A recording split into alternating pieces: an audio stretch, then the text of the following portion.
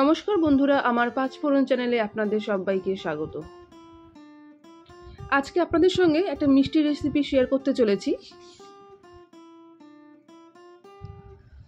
গোলাপজাম তো আপনারা বাড়িতে সবাই বানান, তবে আমি একটা ভিডিও আগে শেয়ার করেছিলাম গুঁড়ো দুধ দিয়ে গোলাপজাম। তবে আজকের গোলাপজামটা হচ্ছে পাউরুটি দিয়ে। পুরো ভিডিওটা স্কিপ না করে দেখুন। এরমভাবে পাউরুটি দিয়ে যদি গোলাপজাম বানান তাহলে একদম তুলতুলে হবে, রসালো হবে, আর খেতেও কিন্তু দুর্দান্ত হবে। আমার বাড়িতে দুদিনের আগের পাউরুটি ছিল, পাউরুটিগুলো এক্সট্রা হয়েছিল। ভাবলাম কি করি, তাই ভাবলাম যে একটা মিষ্টি বানিয়ে নিই।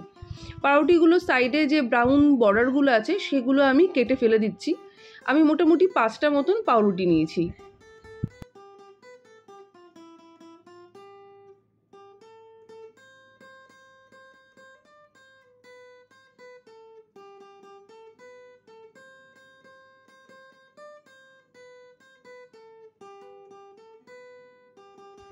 পাউরুটিগুলো সাইডের বর্ডারগুলো কেটে এবার টুকরো টুকরো করে নিলাম।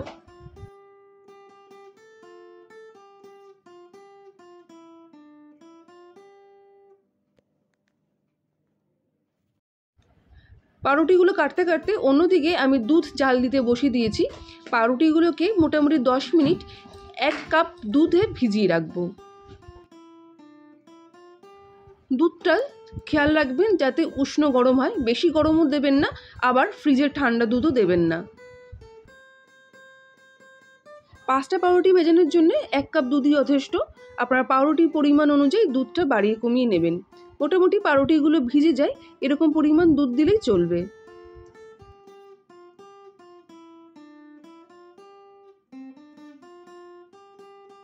পাউরুটিটা ভিজতে ভিজতে অন্যদিকে আমি কড়াইতে দিয়ে দিলাম বড় চামচের 1 চামচ ঘি। ঘিটা এখানে একটু বেশি পরিমাণ দিতে হবে।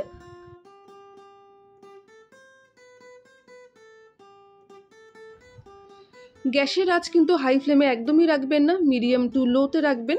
আমি বড় চামচের 1 চামচ ঘি দিয়ে দিলাম, আর ঘির মধ্যে দিয়ে দিচ্ছি সুজি 2 চামচ উঁচু উঁচু করে, মানে 2 চামচ ভর্তি সুজি আমি দিয়ে দিলাম। যদি আপনাদের কাছে ছোট চামচ থাকে সেই হিসেবে 5টা পাউরুটির জন্য 3 চামচও আপনারা ইউজ করতে পারেন। আমি এখানে 2 থেকে 3 চামচ দিয়ে দিচ্ছি। এরপর সুজিগুলোকে ঘিয়েতে মিডিয়াম আঁচেই ভালো করে ভেজে নিতে হবে।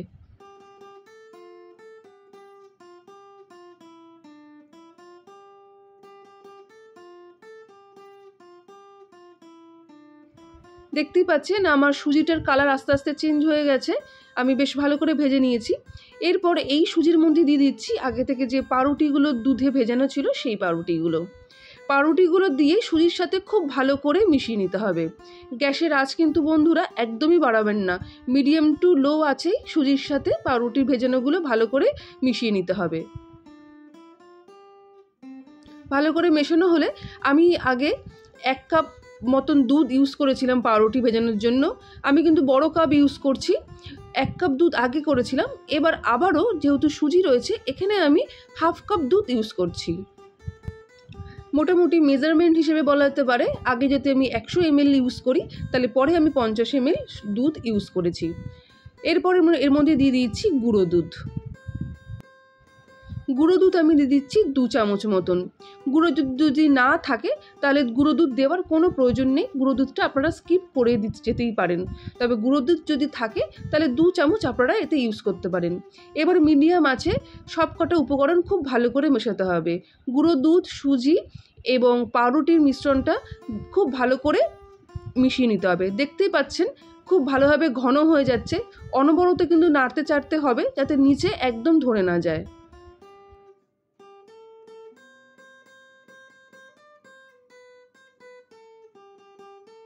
অলরেডি খুব সুন্দর একটা গন্ধ বেরিয়েছে। খুব ধৈর্য ধরে মিডিয়াম টু লো আছে কিন্তু আপনারা মিশ্রণটা একটা ডো টাইপের তৈরি করে নেবেন কড়াইতে। ডোটা আমার তৈরি হয়ে গেছে, আমি ঠান্ডা করতে দিয়েছি। এরপর আমি অন্যদিকে চিনির শিরাটা বানিয়ে নিচ্ছি। 2 কাপ চিনির সঙ্গে আমি দিয়ে দিচ্ছি 2 কাপ জল। মাপটা আপনারা অবশ্যই খেয়াল করবেন। 2 কাপ চিনির সঙ্গে 2 কাপ জল আর 2টো এলাচ এইভাবে ছাড়িয়ে দিয়ে দিচ্ছি গন্ধর জন্য।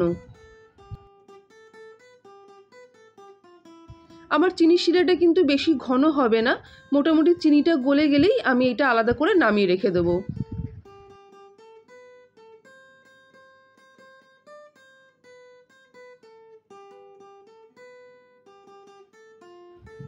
চিনিটা আস্তে আস্তে গলতে রেখেছে, ভালো করে চিনিটা আমি হাই ফ্লেমেই ফুটিয়ে গলিয়ে নিচ্ছি। মোটামুটি 5 থেকে 8 মিনিট মতন জাল দিলেই আমার চিনি শিরা রেডি হয়ে যাবে। অন্যদিকে প্লেটে আমি পাউরুটির ডোটা নামিয়ে রেখেছিলাম, ঠান্ডাও হয়ে গেছে। এরপর আমি এটাকে মধ্যে দিয়ে দেবো বেকিং পাউডার 1/2 চামচ মতন। বেকিং পাউডারটাকে অ্যাক্টিভেট করার জন্য দিয়ে দেবো এখানে কয়েক ফোঁটা জল। এরপর ভালো করে পাউরুটির ডোটার সঙ্গে বেকিং পাউডার দিয়ে ভালো করে মেখে নিতে হবে, যাতে একটা আটার পিণ্ড তৈরি হয়। যেরকম আমরা রুটি করি ঠিক তেমন একটা দলা পাকানো ডো তৈরি করতে হবে।